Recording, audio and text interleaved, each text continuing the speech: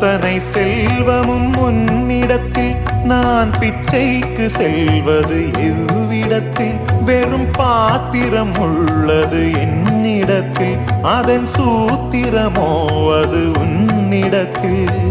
ஒரு முறையா இருமுறையா பல முறை பல பிறப்பெடுக்க வைத்தாய் புதுவினையா பழவினையா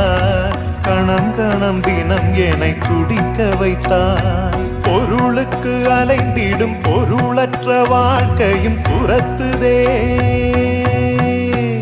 உன் அருள் அருள் அருள் என்று அலைகின்ற மனம் இன்று பிதற்றுதே